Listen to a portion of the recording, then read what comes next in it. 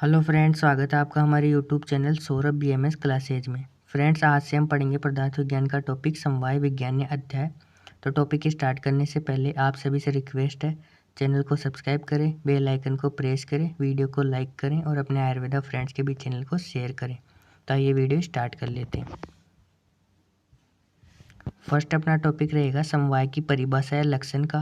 तो इसके 3 कोटेशन है, जिसमें फर्स्ट कोटेशन है समवायो अपृथक भावो भूम्या आदि नाम गुणे मत स नित्यो यत्र ही द्रव्यम न तत्र नियतो गुण है। यानी समवाय संबंध अपृथक भाव संबंध है। अपृथक भाव संबंध का मतलब कभी न अलग होने वाला संबंध, अर्थात समवाय संबंध जिन दो वस्तुओं के बीच पाया जाता है उनको कभी भी अलग नहीं किया जा सकता। यानी उनके बीच समवाय संबंध हमेशा रहने वाला होता है, उस समवाय संबंध को कभी भी नष्ट नहीं किया जा सकता।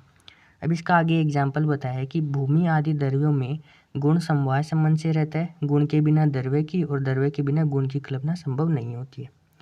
द्रव्य के अंदर गुण समवाय संबंध से आश्रित रहता है। यानी द्रव्य तो आश्रय स्थान है और गुण उसके अंदर आश्रित रहता है समवाय संबंध से।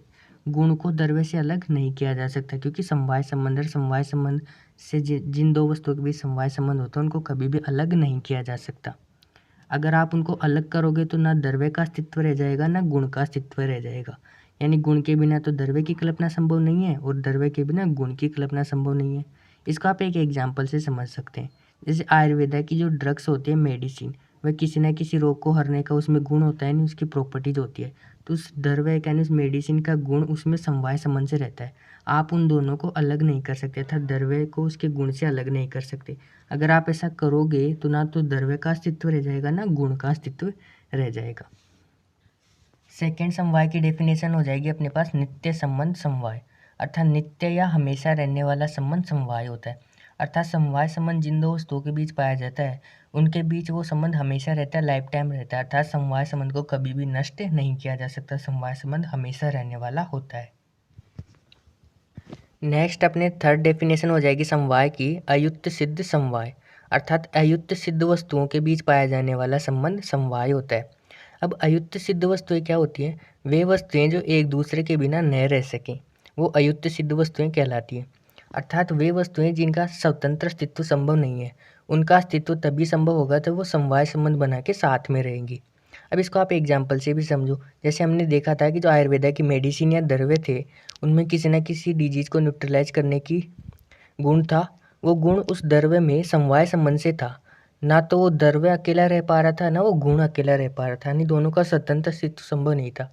उनका अस्तित्व तभी संभव होता जब वो दोनों साथ में समवाय संबंध बना के रहते। यानी अयुक्त सिद्ध वस्तु वो होती हैं जो एक दूसरे के बिना न रह सके, यानी उनका स्वतंत्र अस्तित्व संभव नहीं है। उनका अस्तित्व तभी संभव होगा जब वो समवाय संबंध बना के रहेंगी। तो अयुक्त सिद्ध वस्तुओं के बीच पाया जाने वाला संबंध समवाय संबंध कहलाता है। अब नेक्स्ट अपना टॉपिक रहेगा समवाय और संयोग में भेद का। तो इसको हम एक एग्जाम्पल से समझते हैं। जैसे हरे रंग का पक्षी, तो पक्षी और उसकी त्वचा का रंग, ये तो हो गया समवाय संबंध। और जब वो पक्षी उड़ के किसी पेड़ की शाखा में पर बैठ जाता है तो पेड़ की शाखा और उस पक्षी का हो गया संयोग संबंध। तो आइए इस एग्जाम्पल से इसके अंतर को समझते हैं। फर्स्ट है कि समवाय नित्य होता है, अर्थात समवाय संबंध हमेशा रहने वाला होता है।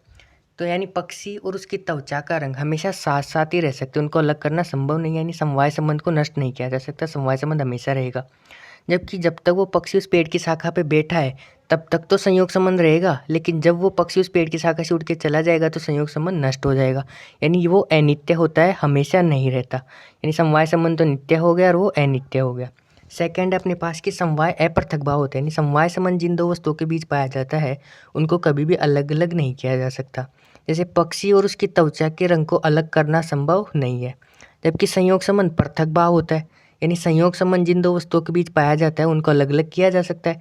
जैसे जब तक पक्षी उस पेड़ की शाखा पे है बैठा है तब तक तो संयोग संबंध है, जब वो पेड़ की शाखा से उड़ के चला गया तो उन दोनों का पृथक भाव हो गया, यानी दोनों पृथक हो गए। यानी संयोग संबंध जिन दो वस्तुओं के बीच पाया जाता है उनको पृथक किया जा सकता है। थर्ड है कि समवाय संबंध अयुक्त सिद्ध वस्तुओं के बीच पाया जाता है। अयुक्त सिद्ध वस्तुएं मतलब जो एक दूसरे के बिना ना रह सके।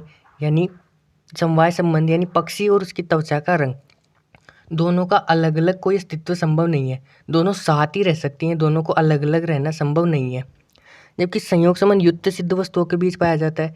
यानी वो अलग अलग भी रह सकती है और संयोग संबंध बनाकर भी रह सकती है। यानी जब तक पक्षी उस पेड़ की शाखा पर बैठा था संयोग संबंध था, और जब उनके संयोग संबंध नष्ट हो गया तो भी उनको कोई फर्क नहीं पड़ा। पर पक्षी की त्वचा का रंग उससे अलग करना संभव नहीं है, उनका स्वतंत्र अस्तित्व संभव नहीं है। उनको तो समवाय संबंध बनाकर ही रहना पड़ेगा, उनके लिए तो आवश्यक है। लेकिन पक्षी के लिए कोई आवश्यक नहीं है कि उसको पेड़ की शाखा पे बैठे। पॉइंट है कि समवाय स्वरूप निर्धारित करता है और संयोग स्वरूप निर्धारित नहीं करता। पक्षी और उसकी त्वचा के रंग का समवाय संबंध है, तो इससे पक्षी को स्वरूप मिला कि वो हरे रंग का पक्षी है।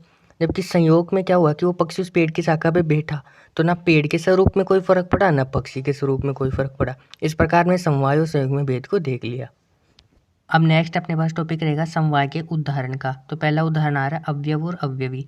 जैसे कागज और किताब। कागज तो अवयव है और किताब अवयवी। अवयव को अवयवी से अलग करना संभव नहीं है, अर्थात कागज के बिना किताब का निर्माण संभव नहीं है, अर्थात दोनों में समवाय संबंध है। नेक्स्ट आ रहा है अपने पास गुण और गुणी। गुण तो है उष्णता और गुणी है अग्नि।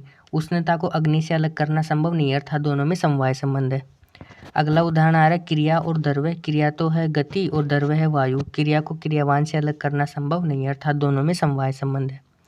लास्ट उदाहरण आ रहा है जाति और व्यक्ति। जाति तो है मनुष्यत्व, व्यक्ति है मनुष्य। मनुष्यत्व को मनुष्य से अलग करना संभव नहीं है, अर्थात दोनों में समवाय संबंध है। इस प्रकार समवाय वाला चैप्टर अपना समाप्त होता है। Thanks for watching.